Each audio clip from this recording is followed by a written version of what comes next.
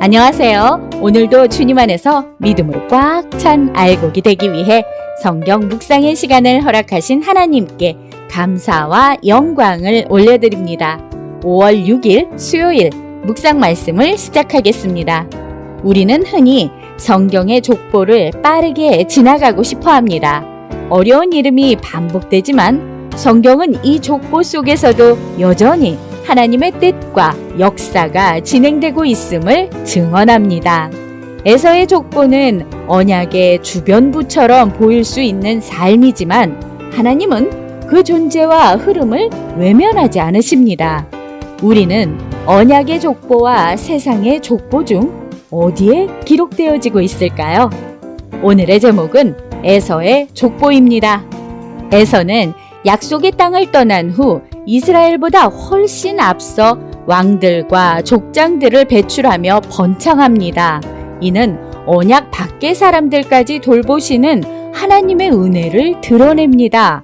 오늘 본문 창세기 36장 9절에서 43절까지의 말씀을 함께 듣겠습니다. 세일산에 있는 에돔 족속의 조상 에서의 족보는 이러하고 그 자손의 이름은 이러하니라.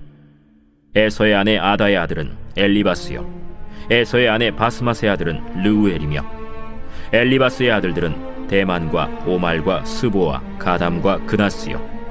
에서의 아들 엘리바스의 첩 딥나는 아말렉을 엘리바스에게 낳았으니 이들은 에서의 아내 아다의 자손이며, 르우엘의 아들들은 나핫과 세라와 삼마와 미사니 이들은 에서의 아내 바스맛의 자손이며, 시브온의 손녀 아나의 딸 에서의 아내 오홀리바마의 아들들은 이러하니 그가 여우스와 얄람과 고라를 에서에게 낳았더라.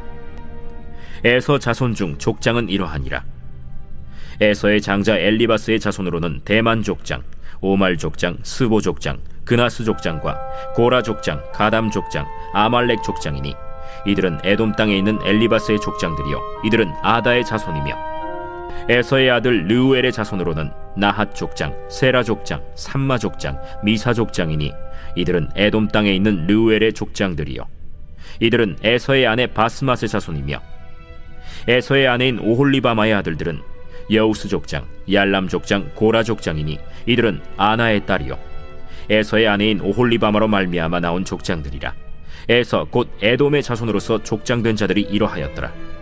그 땅의 주민 호리 족속 세일의 자손은 로단과 소발과 시브온과 아나와 디손과 에셀과 디산이니 이들은 에돔 땅에 있는 세일의 자손 중 호리 족속의 족장들이요 로단의 자녀는 호리와 헤맘과 로단의 누이 딥나요, 소발의 자녀는 알완과 마나핫과 에발과 스보와 오남이요, 시브온의 자녀는 아야와 아나며 이 아나는 그 아버지 시브온의 나귀를 칠 때 광야에서 온천을 발견하였고, 아나의 자녀는 디손과 오홀리바마니 오홀리바마는 아나의 딸이며, 디손의 자녀는 햄단과 에스반과 이드란과 그란이요 에셀의 자녀는 빌한과 사완과 아간이요 디산의 자녀는 우스와 아란이니 호리 족속의 족장들은 곧 로단 족장, 소발 족장, 시브온 족장, 아나 족장, 디손 족장, 에셀 족장, 디산 족장이라. 이들은 그들의 족속들에 따라 세일 땅에 있는 호리 족속의 족장들이었더라. 이스라엘 자손을 다스리는 왕이 있기 전에 에돔 땅을 다스리던 왕들은 이러하니라. 부올의 아들 벨라가 에돔의 왕이 되었으니 그 도성의 이름은 딘하바며, 벨라가 죽고 보스라 사람 세라의 아들 요밥이 그를 대신하여 왕이 되었고, 요밥이 죽고 대만 족속의 땅에 후삼이 그를 대신하여 왕이 되었고, 후삼이 죽고 브닷의 아들 곧 모압들에서 미디안 족속을 친 하닷이 그를 대신하여 왕이 되었으니 그 도성 이름은 아윗이며, 하닷이 죽고 마스레가의 삼라가 그를 대신하여 왕이 되었고, 삼라가 죽고 유브라데 강변 르호봇의 사울이 그를 대신하여 왕이 되었고, 사울이 죽고 악볼의 아들 바알 하난이 그를 대신하여 왕이 되었고, 악볼의 아들 바알 하난이 죽고 하달이 그를 대신하여 왕이 되었으니 그 도성 이름은 바우며 그의 아내의 이름은 무헤다벨이니 마드렛의 딸이요 메사합의 손녀더라. 에서에게서 나온 족장들의 이름은 그 종족과 거처와 이름을 따라 나누면 이러하니, 딥나 족장, 알와 족장, 여대 족장, 오홀리바마 족장, 엘라 족장, 비논 족장, 그나스 족장, 대만 족장, 밉살 족장, 막디엘 족장, 이람 족장이라. 이들은 그 구역과 거처를 따른 에돔 족장들이며 에돔 족속의 조상은 에서더라. 오늘 우리에게 주시는 교훈은 무엇일까요? 9절에서 19절 말씀을 보시면 에서의 족보로 시작됩니다. 다소 지루해 보일 수 있는 이름들의 나열이지만 성경은 이 족보를 통해 단 한 사람의 삶도 하나님 앞에서 다 기록된다는 사실을 확인시켜 줍니다. 에서는 야곱과 다른 길을 걸었지만 그의 삶도 완전히 지워지지 않고 역사 속에 남겨집니다. 하나님의 역사 속에서 인간의 위치를 보여주는 신앙적 지도가 바로 족보입니다. 언약의 중심에서 벗어난 삶일지라도 하나님은 그 존재 자체를 무시하지 않으십니다. 다만 중심과 방향이 다를 뿐입니다.